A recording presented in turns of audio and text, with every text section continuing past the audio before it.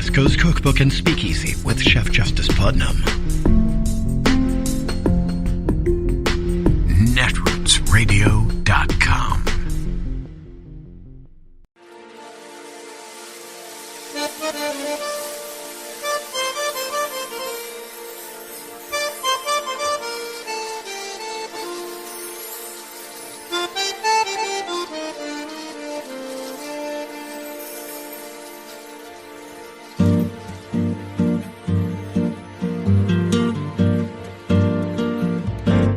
Je voudrais du soleil vert, des dentelles et des théères, des photos de bord de mer, dans mon jardin d'hiver.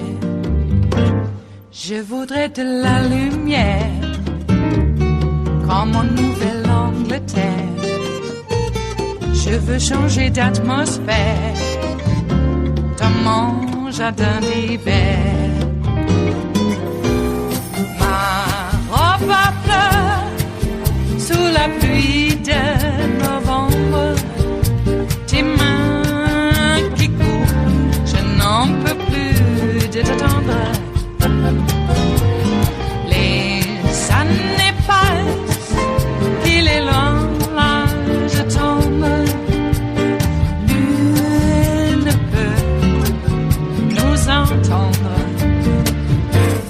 Je voudrais du Fred Astaire, revoir un latte. As I look back over the 8 years of the Obama-Biden Justice Department, in my view, the most problematic aspect of that tenure was that the Department of Justice was politicized and weaponized in a way that was directly contrary to over a century of tradition of the Department of Justice of being apolitical and not a partisan tool to target your opponents. So it is very much my hope, if you're confirmed as Attorney General, that you will bring that reputation for integrity to the Department of Justice and demonstrate a willingness to stand up for what will be inevitable political pressure to once again politicize the Department of Justice and use it as a tool to attack the political opponents of the current administration.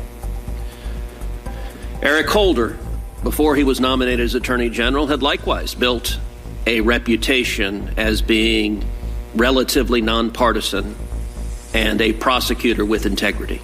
And unfortunately, his tenure as Attorney General did enormous damage to that reputation. Under the Obama administration, the IRS targeted the political opponents of the president. It targeted conservatives for their speech. It targeted pro-Israel groups. It targeted Tea Party groups. It targeted individuals perceived to be on the opposite political side as the administration. Will you commit as Attorney General that you will not allow the Department of Justice to be used to target those who are perceived as political opponents because they are political opponents? Absolutely. I will not. Also under the Obama administration, Operation Choke Point was used to pressure lawful organizations, lawful institutions, for example, that sell firearms, to constrain their lawful activity and to use regulatory authority to abuse and force them to comply with the administration's stated policies. Do you believe it's appropriate for the administration to use regulatory pressure to force lawful behavior to stop? Senator, I'm not aware of the specific that you're giving, and I expect you don't expect that I would have been aware of it. But of course, I do not believe, as a general matter, that regulations should be used to stop people from doing what they're lawfully entitled to do, unless the regulation is pursuant to a statute, obviously, in which Congress is given authority to change the rules. You've previously committed to senators on this panel that under your leadership, the Department of Justice will comply to the extent possible with requests from this committee. And I want to, in the course of this question, associate myself with Senator Whitehouse's comments and questions. He and I disagree on a great many issues. But on this particular issue, we are emphatically in agreement that senators from this committee should get answers, should get candid answers, should get substantive answers, should get real answers from the Department of Justice, regardless of the party of the senator asking that question, that is a level of oversight that the American people have a right to expect. Do you agree with that?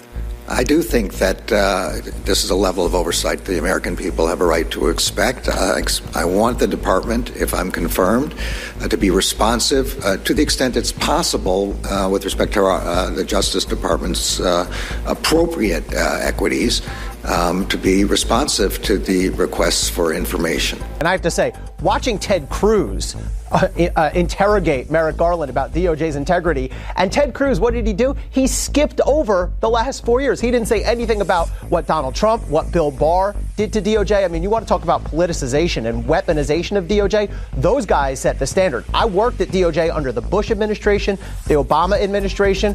What happened the last 4 years is far, far worse than any of those. And so it was hard to sit here and listen to Ted Cruz sort of get on his high horse about politicization of DOJ. But I think Merrick Garland's making quite clear that independence is his number one priority.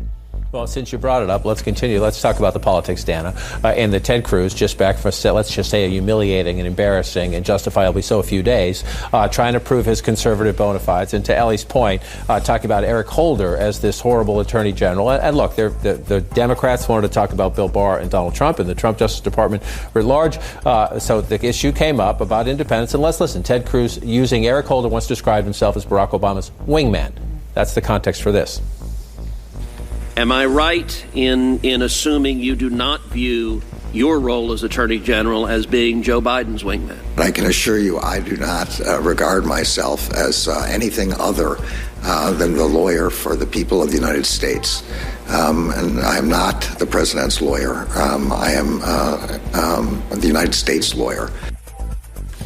Number one, again, Judge Garland's a very impressive guy. He knows how to stay in the lanes and answer. And I think to Ellie's point, he has said repeatedly, I'm going to be the Justice Department lawyer. I'll do the president's policy, but I'm not going to do politics. But I'm going to call it the attempted rehabilitation of Ted Cruz there was a subplot. Especially using the word wingman. Yeah. We can't let that go. But look, these are important questions to be asked of Merrick Garland. And he's answered them so far, and we have a lot more to go. Many, many times he addressed the notion of taking politics out of DOJ from the very beginning in his opening statement.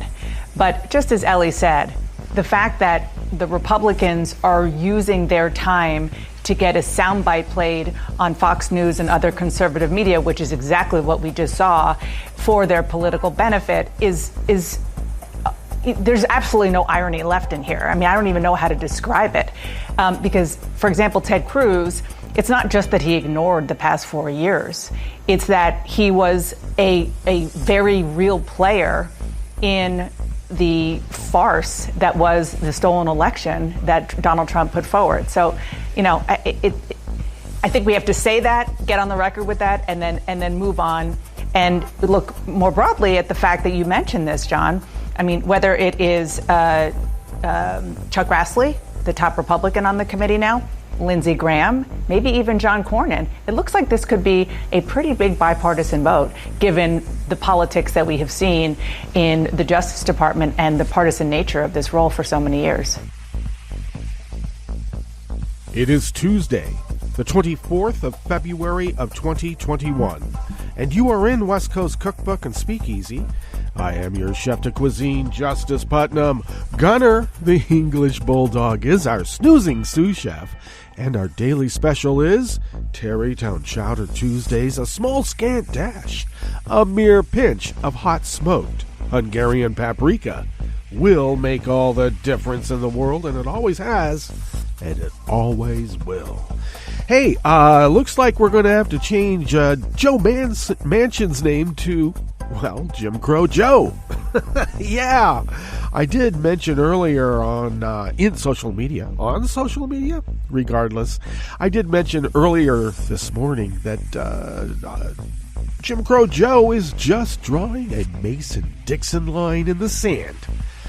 I guess he doesn't like women of color. Men who are white, no problem. Women of color, I can't have them. They're too toxic. Look at them. Well, Joe, I don't know. Maybe you're getting too big for your britches down there in West Virginia. Okay, well, he says that, he has a hard state to win in. Well, what about John Tester in Montana? He's the only Democrat in office from the state, in federal office. He said that Nira is an absolutely qualified and should be nominated post haste. And yet, Joe Manchin says, I'm in a red state. So what? You're a Democrat, you idiot. If they wanted to vote for a Republican in your district, they would have, right?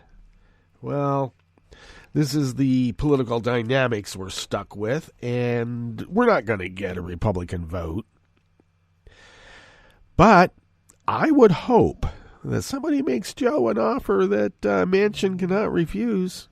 And I don't know if it's a horse's head, but I have heard that Joe Biden has been leaning in a bit.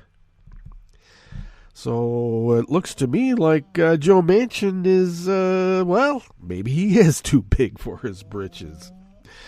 We dare not primary him. I know there's a way of trying to get this guy around the policy issues and work around his policy understandings without primarying him. But I don't know. Look what's going on in Texas.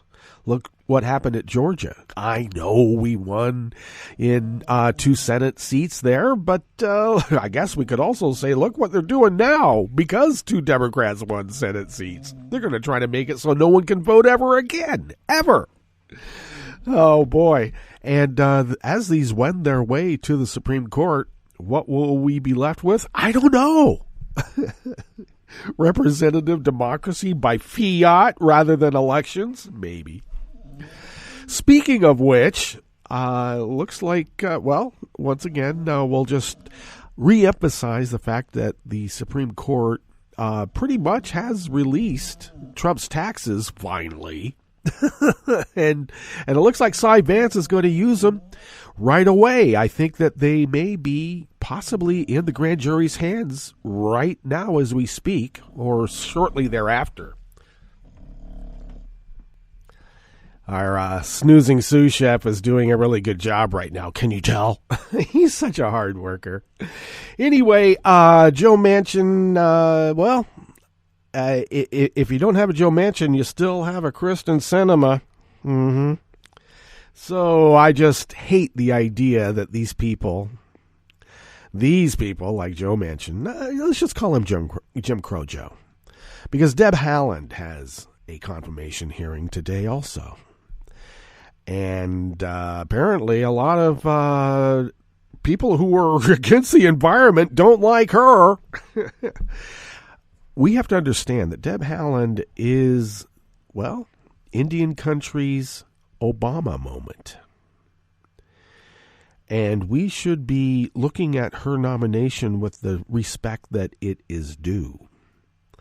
And for the Republicans and industry to rail against her the way that they have, well, that answers a lot of questions on many fronts. Answers to questions that we more than just suspected, because we've seen, their acts over many, many, many, many decades. If you were a steward of the land in the Native American construct, you are an enemy of the state. Yeah, I don't know. It's in the Bible. We always had this question about stewards. I mean, that means dominion, right? It's right there in the Bible, dominion. Well, it seems that industry and the religion party of the Republicans, because they are a religion party, seem to be going against the Bible when it suits their interests. Of course. How else would you get the prosperity gospel? Where is that in the Bible? It isn't.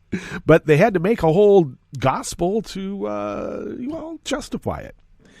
So, yeah, we know the answer to that question, too. Will religion be used for craven material ends? Yes, it is, every time. Under the auspices of some sort of contemplative meditation on our place in the universe. Yeah, our place in the universe is if you're not the product, Yeah. If you're not the product, you might be the chaff. And you know what happens to the chaff? Oh, boy. So, near a tendon, hanging by a tendril. Deb Haaland, I don't know what's going to happen. And then we have Gupta also, another woman of color, where they apparently don't want her either because, well, look at her. She's toxic. You can just tell. She's a woman of color. All right. Just Mason-Dixon line in the sand. That's what's being drawn. A Mason-Dixon line in the sand. What's on the rest of the menu here? In the Bistro Cafe part of West Coast Cookbook and Speakeasy. Well, at the top, well, once again, that was, that was CNN breaking down Dana Bash. I always thought it was Dana. Dana Bash. And others breaking down about how Cruz was just looking for a Fox News soundbite when he was questioning Merrick Garland. And Ted Cruz is an onerous individual, as well as the whole of the GQP. You know what's rich? There's Ted Cruz right there, in the big lie himself, giving a big lie about how the Obama DOJ was so politicized because Eric Holder is Obama's wingman. Oh, he was working for Obama and trying to advance Obama's agenda. Oh, yeah, well, that's a lot different than what Barr et al. Had done. Even the big dick toilet guy. Please. Let's be clear here about the politicization of the DOJ and one Ted Cruz's, activities to make it so. What about his insurrection? We're going to just forget about that?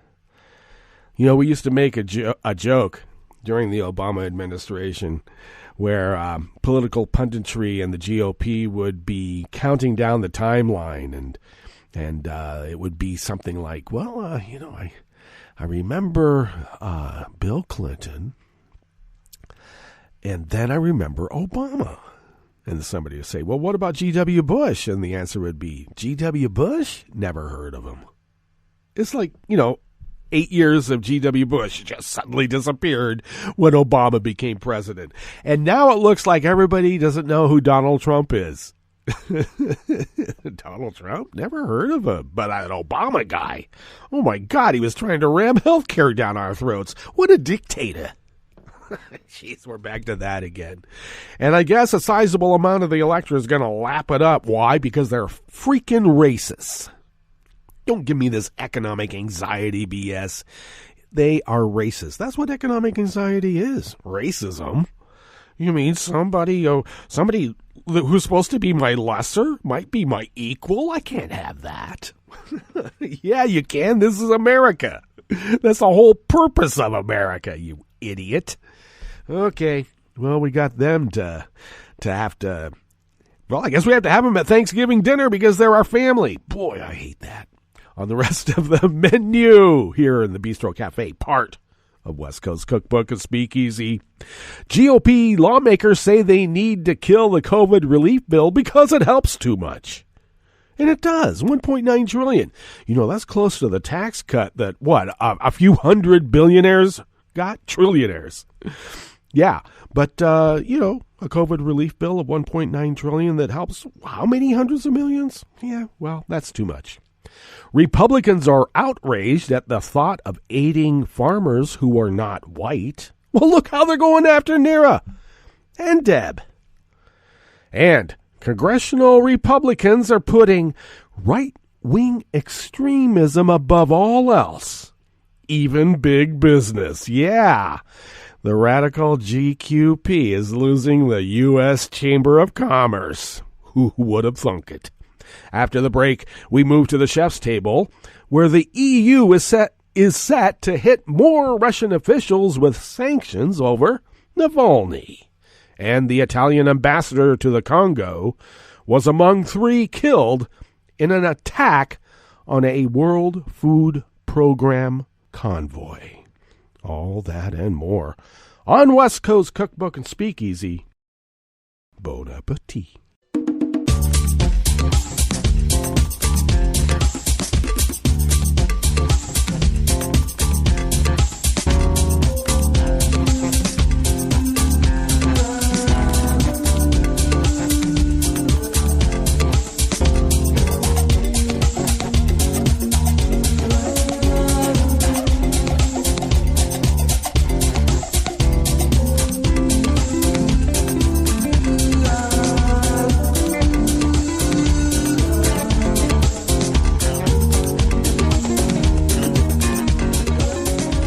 near the bottom of our homepage at netrootsradio.com. To the right of the page, right there by the social media scroll, is our chat room link, and the chat room is monitored by Kelly Lincoln. Thank you, Kelly.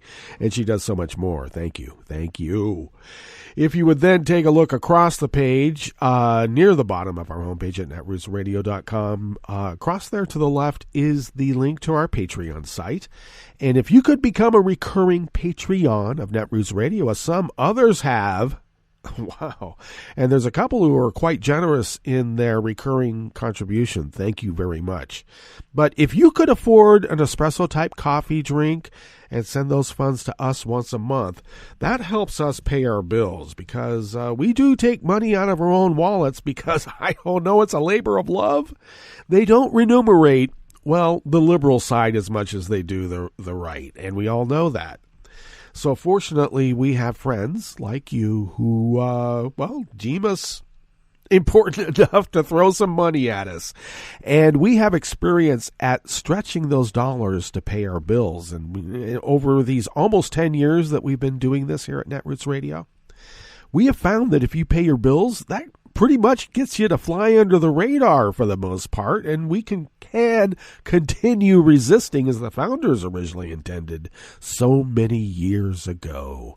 So thank you to those of you who have been very generous over many years, and thank you to those of you who have been extremely generous. And we also want to give a big thanks to you out there who would consider being generous in the future. If you would like to follow Netroots Radio on Twitter, do so at Netroots Radio. Tom takes care of that. And, of course, so much more as well. Thank you, Tom. I, of course, take care of me, and I am me. And who am I? I am Justice Putnam, at Justice Putnam on Twitter, and follow me there.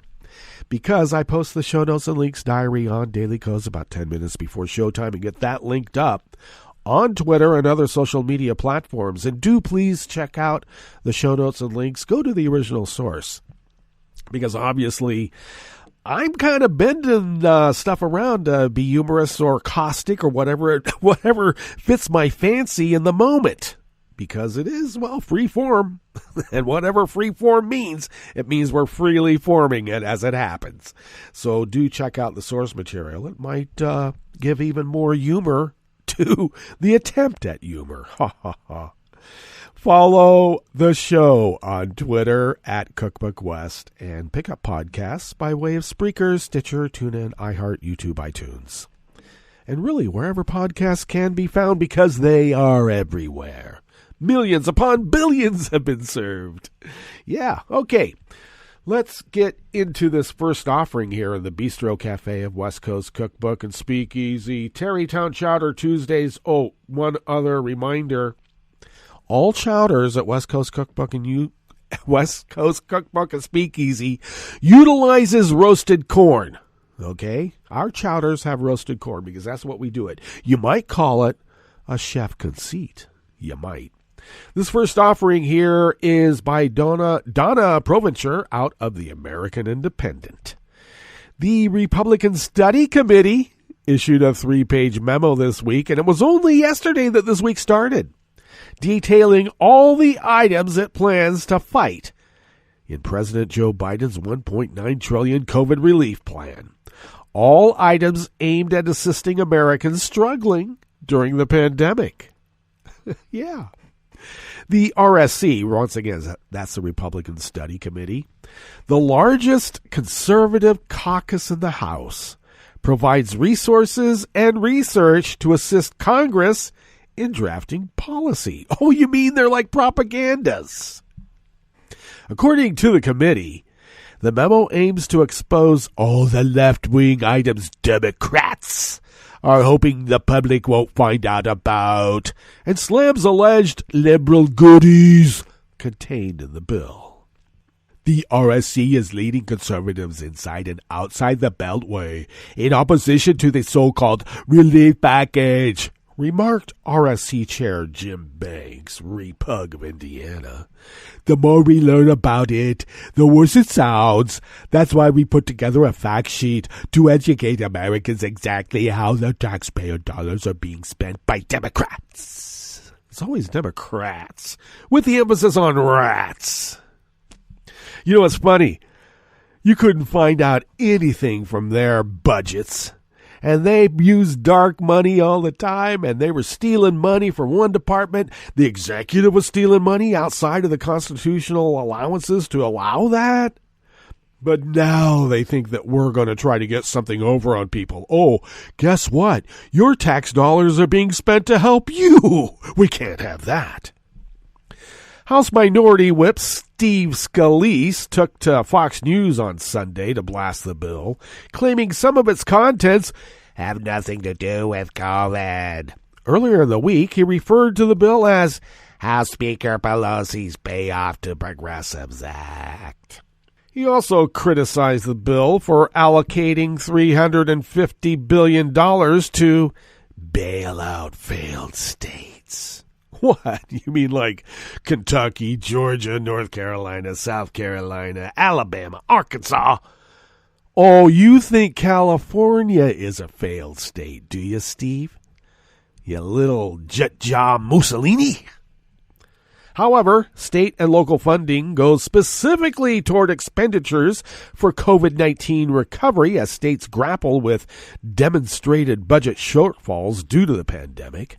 Federal funding is allocated for budget items like health care costs, state COVID testing and contact tracing, mental health providers, small business relief, health departments, hospital staffing and overtime expenses, nursing home programs, virtual learning programs, and nonprofits providing essential pandemic-related services.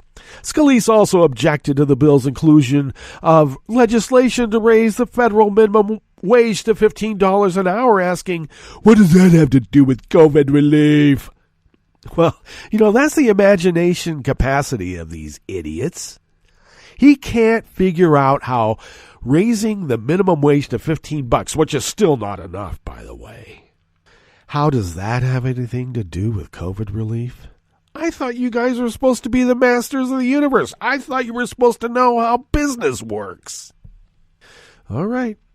But the Congressional Budget Office analysis has found that a minimum wage increase will reduce economic inequality and have a, quote, significant and direct, unquote, impact on economic recovery.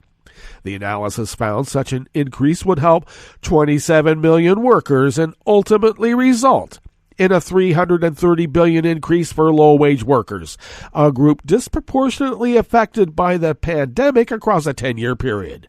Well, everybody knows that in this weird quantum mechanics world that we live in, 71 million is more than 82. Obviously, everybody knows that. And something that would help 27 million workers obviously is not helping 100 or so trillionaires.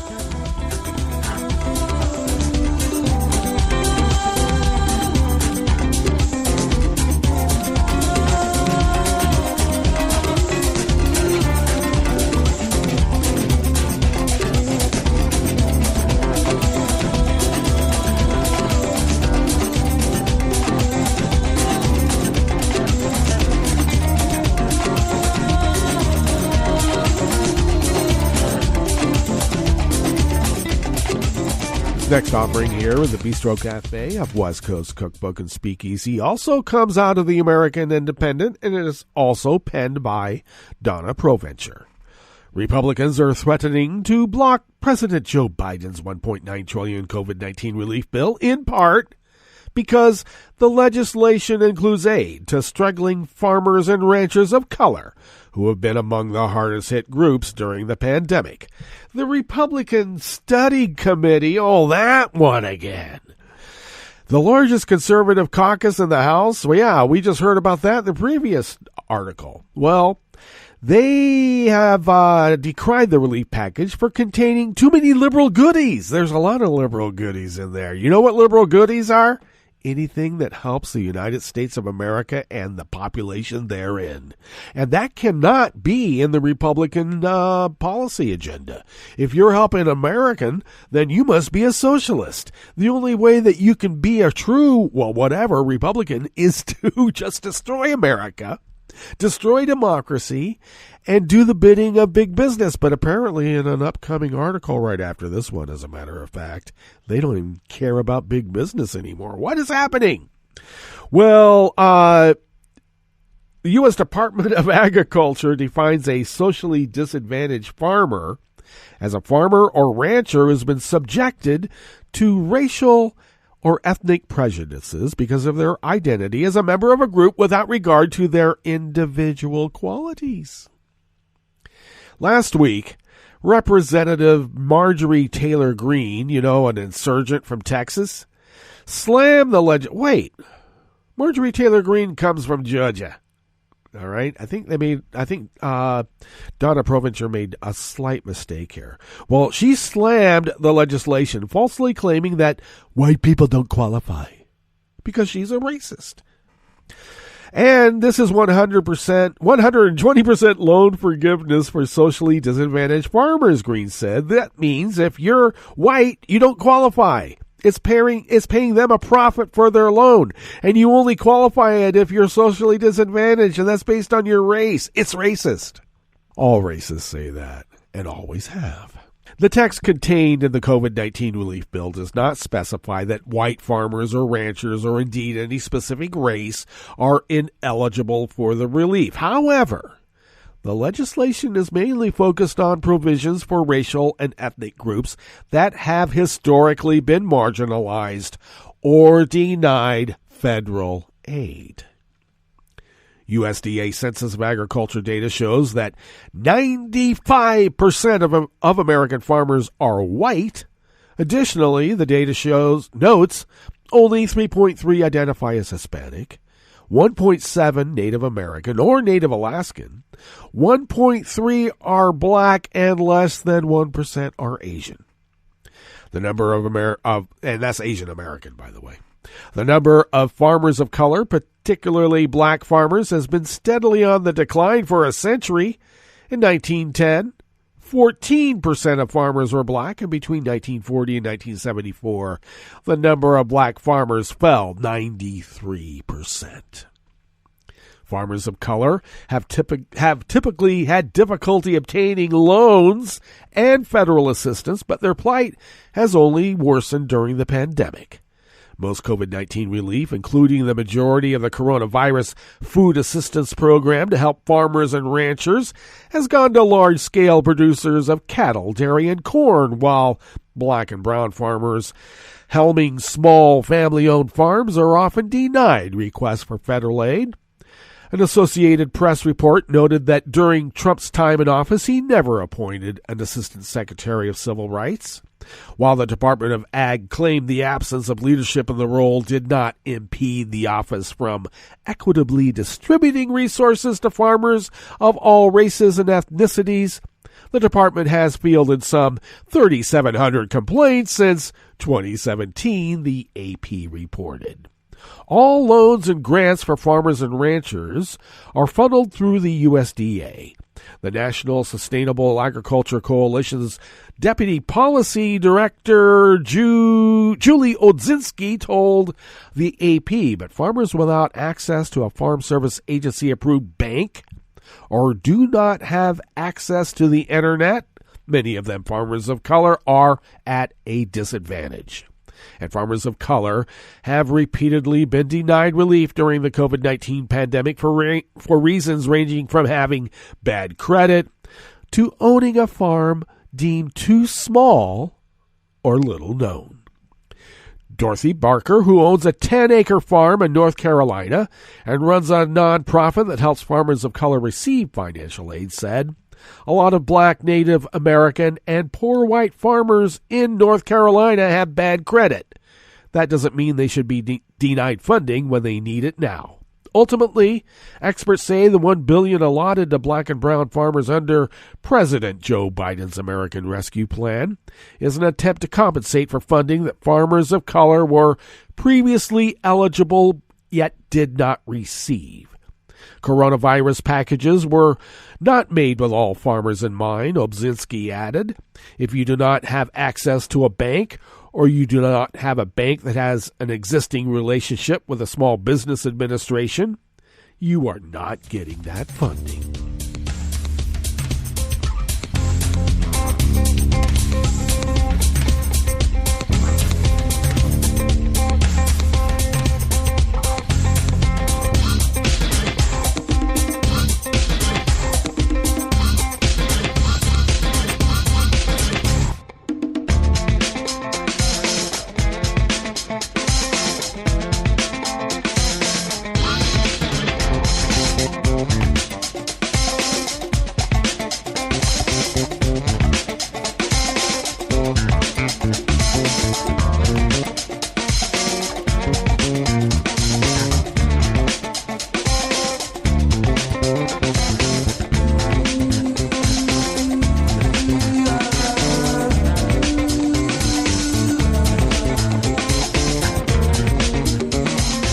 Josh Israel of the American Independent brings us this final offering here in the Bistro Cafe of West Coast Cookbook and Speakeasy, Tarrytown Chowder Tuesdays.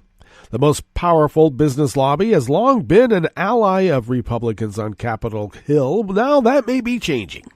The U.S. Chamber of Commerce, which calls itself the world's largest business organization and aims to advocate for pro-business policies, has spent $1.6 billion on federal lobbying, more than double the next largest interest group, and more than $116 million on political expenditures since 1998. But in recent years, it has shifted its rhetoric, embracing more bipartisanship and common sense policy solutions as citizens demand more social responsibility from businesses. An October poll found 68% of Americans want corporate CEOs to take a stand on social issues. Another survey taken last June found nearly 60% want the companies they use to take positions on issues like social justice and racial discrimination. After years of almost exclusively backing Republicans, the chamber also backed 23 House Democrats last year. Since President Joe Biden's victory, it has embraced several of his policy goals, lending some support for his social policies and government actions to help people. You mean the U.S. Chamber of Commerce is turning into a socialist arm? You want to help people? Republican leaders, many of them bankrolled by the chamber for years, claims the body is sold out and are disowning their longtime benefactors. Seems like the only people who'll have left to get money from anymore is Vlad. I don't want the U.S. Chamber's endorsement because they have sold out, House Minority Leader Kevin McCarthy complained in a September Fox Business interview. It is hypocrisy that the U.S. Chamber of Commerce would endorse the Democrats that are part of this socialist agenda that is driving this country out and fighting Donald Trump. Wow. What a little fascist that guy's turned into. Maybe he always was. Senate Minority Leader McConnell told Political at the time, honestly, at this point, I don't think they're so confused about what they're about that they probably don't make much difference. Oh, really? Earlier in February, Representative Jason Smith, a repug from Missouri, said the chamber has forgotten Main Street America and must decide if they really care about the bottom line of companies and small businesses and growth or whether they care more about social justice. Well, you know what? I'm an American. You can have both. Though Congressional Republicans have taken millions from the Chamber's Political Action Committee, relied on its massive outside spending, and bragged in the past of its support as a pro-business seal of approval, most have opposed its mainstream policy proposals and agenda. That much was evident in January, having already recognized Biden as the president-elect on the same day. Major news outlets projected him the winner back in November. The chamber put out a statement on January 4th, opposing efforts by congressional Republicans to overturn the results and declare Donald Trump the winner, See, if you didn't kiss Trump's ass, if you weren't absolutely 1,000% bend knee fealty, you are a socialist. You are an outsider. All right, that brings us to our break, so why don't we take that break right now? And when we get back, we will go through weather from around the world, and we will finish up with the stories that we have curated for you today. You are listening to West Coast Cookbook Speakeasy, and we will be right back. You are listening to netrootsradio.com. Please hang up and try again.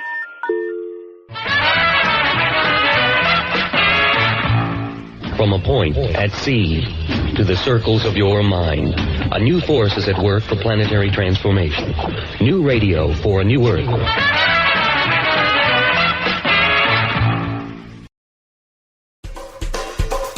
This is Scientific American's 60-Second Science. I'm Karen Hopkin. Poachers, take note. If you're thinking about stealing eggs from the nests of sea turtles on the beaches of Costa Rica, well, you may wind up getting more than you bargained for. Because researchers have combined GPS technology with 3D printing to produce decoy eggs that look and feel like real turtle eggs, but can track where traffickers go when they swipe these endangered embryos. The egg-saving efforts are mapped out in the journal Current Biology. Some find sea turtle eggs to be a delicious seasonal treat. Others think they're an aphrodisiac, which has produced a thriving illegal market. The mock turtle eggs were crafted in response to something called the Wildlife Crime Tech Challenge, a program sponsored by the U.S. Agency for International Development. Scientists, led by Kim Williams-Guillen of Paso Pacifico, a conservation organization, devised the decoys. They drew their inspiration, in part, from a popular TV show, says Paso Pacifico's executive director, Sarah Otterstrom. Kim's idea to put a tracking device into the egg came from an episode of Breaking Bad where the police hid a GPS transmitter in a shipment of raw materials for a methamphetamines lab. The first challenge was getting the egg substitute just right. We started with the size and dimensions of the turtle egg, trying to figure out how much do they weigh, what's their texture, how soft and squishy are they, and what's their color. Then they sorted out the electronics. Cell phones are very widespread throughout the world. And we realized that if we could just use a SIM card and the GPS GSM technology that's used in cell phones, that even if a beach was remote from a cell tower, if it was headed to a market somewhere, it would eventually pass by a cell tower, and the decoy eggs could transmit to one of these cell towers. Finally, it was time for a field test. I was actually the person who put the eggs in the nests. Helen Feasey of the University of Kent. And so it was really a case of deploying a load of decoys into the nests and seeing if they, what happens when they actually get taken. Feasey planted a decoy egg in 101 sea turtle nests on 4 Costa Rican beaches. About a quarter of the decoys got snatched. Some malfunctioned, but others gave a trackable signal. One wound up at a bar about a mile away, but another traveled an impressive 85 miles from its nest. Feasey kept an eye on its progress from her cell phone. And I basically watched this egg moving further and further inland, and eventually it stopped. So I zoomed in on the like Google Maps basically, and it showed me very, very clearly that it had gone behind a supermarket, like some sort of back alley supermarket loading bay kind of area, which was pretty suspicious. There's no reason to really be there unless you're up to no good. The decoy hung around the loading dock for a time before making its way to a nearby residential property. The fact that it spent 2 days in sort of waiting suggests that it may have been handed over to a trafficker who sold it to someone else, perhaps even the consumer. That really fits with what we know about the illegal trade of eggs in Costa Rica. You know, we know that from anecdotal information and from interview information that eggs are sold door to door, and it seems very likely that this is what's happened. So, yeah, we were very happy with that result. We've proved the concept that you can actually use these eggs.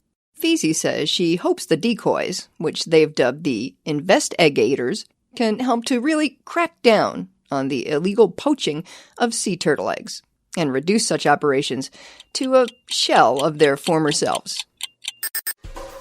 Thanks for listening. For Scientific American's 60 Second Science, I'm Karen Hopkin. Hi, it's Tom. Could we humbly suggest your donation to netrootsradio.com? All we've got to run this 24-hour powerhouse of progressive resistance radio is what comes out of our own wallets. And you are our biggest donor. And it doesn't take much, $3, $5. Just go to the bottom of our netrootsradio.com page and hit our secure donate button. Heck, you can even make a recurring contribution. So donate what you'd like at the bottom of our netrootsradio.com's homepage. Because you are our biggest donor. netrootsradio.com. Together, we are Resistance Radio.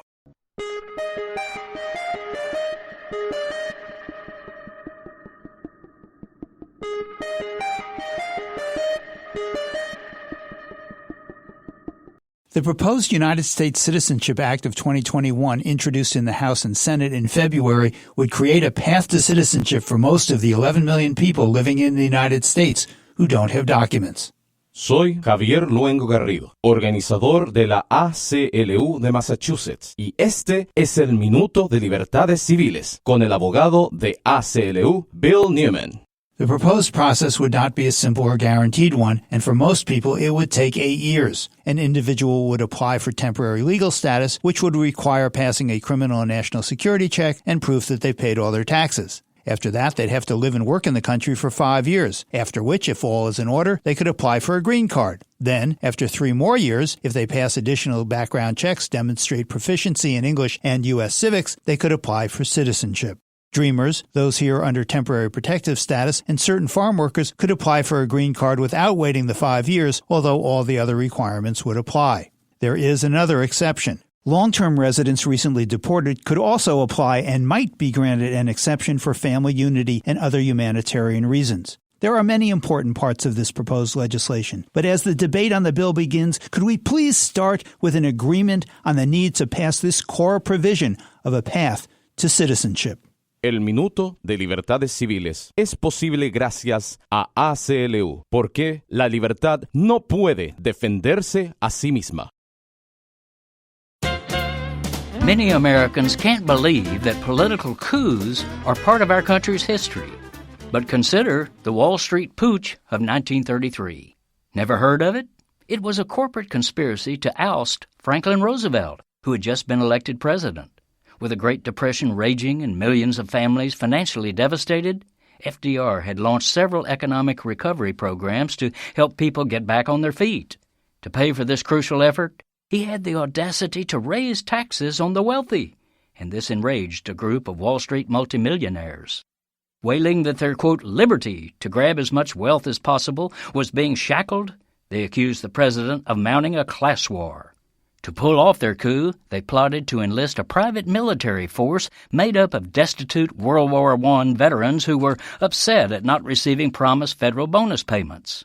One of the multimillionaire's lackeys reached out to a well-respected advocate for veterans, retired Marine General Smedley Darlington Butler. They wanted him to lead 500,000 veterans in a march on Washington to force FDR from the White House. But they chose the wrong general. Butler was a patriot and lifelong soldier for democracy who in his later years was critical of corporate war profiteering, and he was repulsed by the hubris and treachery of these Wall Street aristocrats. He reached out to a reporter, and together they gathered proof to take to Congress. A special congressional committee investigated and found Butler's story, quote, alarmingly true, leading to public hearings with Smedley Darlington Butler giving detailed testimony. This is Jim Hightower saying, by exposing the traitors, this courageous patriot nipped their coup d'etat in the bud. But their sense of entitlement reveals that we must beware of the concentrated wealth of the imperious rich, for it poses an ever-present danger to your and my majority rule. Need an antidote to the progressive blues? Want some good news about how grassroots folks are rebelling against the corporate powers and winning? Well, here's an easy-to-swallow pill for you. The Hightower Lowdown. Hightower's monthly newsletter will give you the lowdown, even as it lifts you up. It's 4 pages a month, jam-packed with facts you can use, actions you can take, and Jim's own Texas humor, all for only $15 a year. To become a lowdowner, go to hightowerlowdown.org.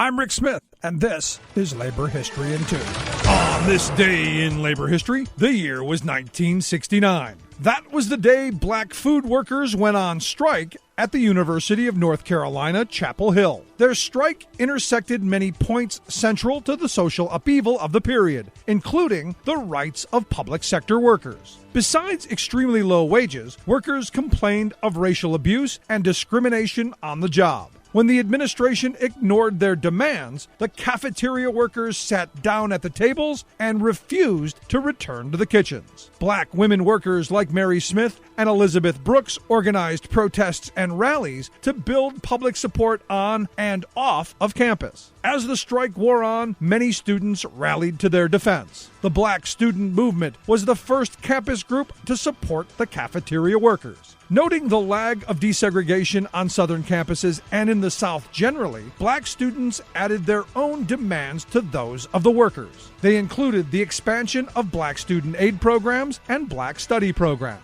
Clashes escalated between students at Lenoir Hall a few weeks later when opposing white students attacked integrated groups of students sympathetic to the strike, forcing the closure of the cafeteria hall. Governor Robert Scott ordered the National Guard on standby. Finally, the workers formed a union and won many of their demands. This benefited 5,000 other state employees as well. But a month later, the University of North Carolina administration betrayed them by contracting out the food service. Many were laid off or fired for union activities. By the end of the year, the now AFSCME organized workforce struck again over many of the same issues. When renewed student strike support was threatened, management quickly caved, and the strike ended in victory. Like what you hear? Check out more at laborhistoryin2.com.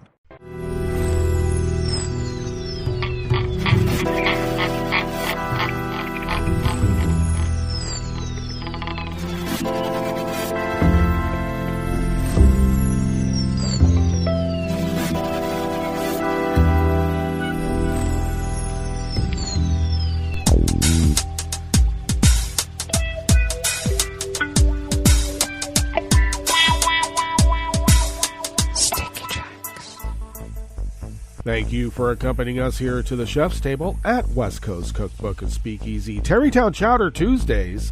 We always begin, whether from around the world, along the banks of the Rogue River, in the Rogue River Valley of Southern Oregon on the west coast of the continental United States of America, where it is currently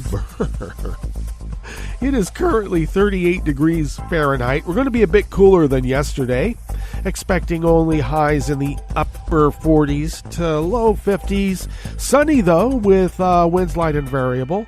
A bit chilly tonight, between 30 and 32. Partly cloudy skies with winds light and variable, and should have fairly dry conditions, except humidity will be high.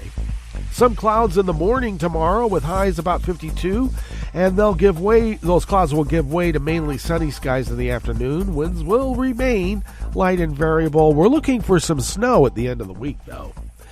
Confirmed cases of coronavirus in Jackson County in the southern part of Oregon now have spiked to 8,160, and we have notched now one more death, and we stand at 108.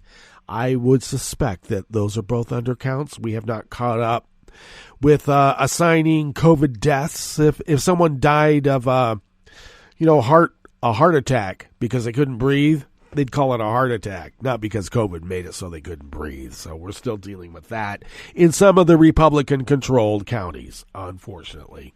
Well, pollen is still rated as none right outside the window here in Rogue River proper. The air quality index for the region is good at 32 parts per million. And that daytime UV index has gone up again, and while it's remaining up again at moderate at 3. Barometric pressure is holding steady at 30.5 inches. Visibility is at 7 miles. And relative humidity is at 95%. So dry conditions, only that it's not falling from the sky. It's still, humid. Weather from around the world is brought to you by a crowd of crowdsourced weather stations that a crowd crowdsources from around the world. London is 57 and fair. Paris is 65 and mostly cloudy. Rome is 63 and sunny. Kyiv is 27 and cloudy. Kabul is 48 degrees and fair. Oh, they're not having smoke. It's too warm for smoke, apparently. Hong Kong is 65 and fair. Tokyo is 42 and mostly cloudy with a flood watch. Sydney, Australia is 64 and mostly cloudy. San Francisco, California is 53 and partly cloudy. And New York is 40 degrees Fahrenheit and cloudy. And that is weather from around the world, brought to you by a crowd of crowdsourced weather stations that a crowd of crowdsource from around the world.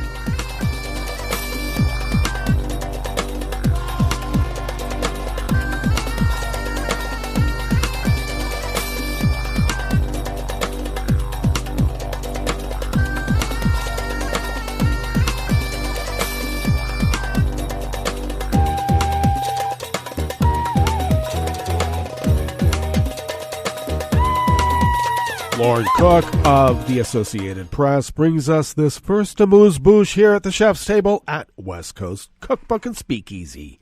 European Union foreign ministers agreed yesterday, Monday, to impose new sanctions against Russian officials linked to the jailing of opposition leader Alexei Navalny, and expressed concern that the government in Moscow appears to see the 27-nation bloc as an adversary. Well, of course they do. Trump only tried to get the United States out of NATO for his full 4 years, and he's still doing it now. We reached a political agreement to impose restrictive measures against those responsible for Navalny's arrest and sentencing and persecution, EU Foreign Policy Chief Josep Borrell said after chairing their meeting in Brussels. He gave no details about the sanctions, but said that he hoped they would be finalized in about a week.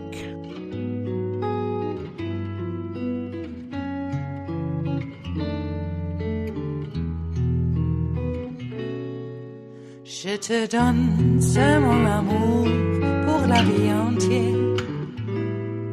La promesse de me trouver à tes genoux. Aussitôt que tu m'appelles, rester toujours fidèle. C'est tout, c'est tout. Je te donne tous mes printemps, mes étés de mer. Mais automne, quand les feuilles tombent partout, si ce n'est pas une bonne affaire, je te donne tous mes hivers. Sean Eves, Kamal, and Nicole Winfield of the AP bring us this final amuse-bouche here at the chef's table at West Coast Cookbook and Speakeasy. The Italian ambassador to Congo, an Italian police officer, and their Congolese driver were killed yesterday, Monday, when gunmen attacked a UN convoy traveling to a school in eastern Congo, the Italian Foreign Ministry said. Luca Attanasio, serving at the Italian embassy in the country since 2017, Officer Vittorio Iovacci and their driver, Mustafa Malambo, were killed, officials said. Other members of the convoy were wounded and taken to a hospital, the World Food Program said. Congo's interior minister said 4 others in the convoy were kidnapped, but 1 person has been found by Congo's army. The ambush occurred as the convoy was traveling from Goma, Congo's eastern regional capital, to visit a World Food Program school project, the UN agency said. The WFP said the attack occurred on a road that had been cleared previously for travel without security escorts, and it was seeking information from local officials on the attack. Eastern Congo is home to a myriad of rebel groups, all vying for control of the mineral-rich Central African nation that is the size of Western Europe. Sad news. Well, that brings us to the end of our broadcast period for the day, but you do know Netroots Radio will broadcast on, and we will meet up tomorrow for Smothered Benedict Wednesdays. So do stay tuned to Netroots Radio all day and all night for all the breaking news as it breaks, and we'll meet up here tomorrow, right here, in West Coast Cookbook and Speakeasy, Bon appetit.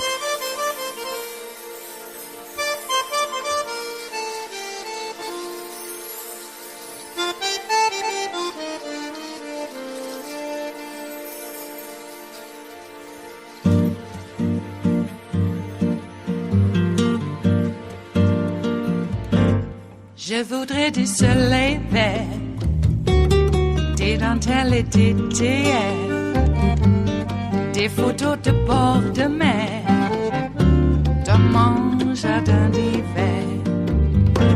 Je voudrais de la lumière, comme en Nouvelle-Angleterre. Je veux changer d'atmosphère, dans mon jardin d'hiver.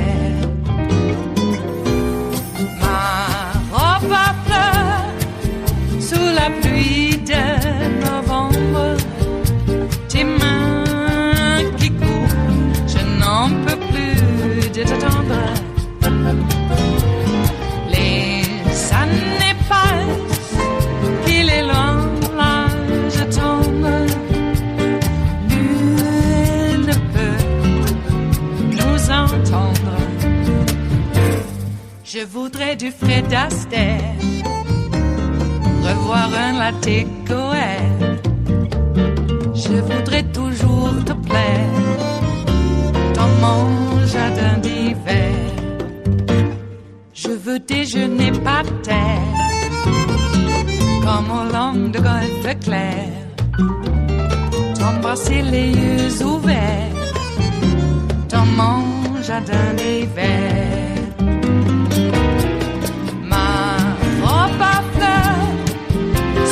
Pluie de novembre, tes mains qui courent, je n'en peux plus de t'attendre.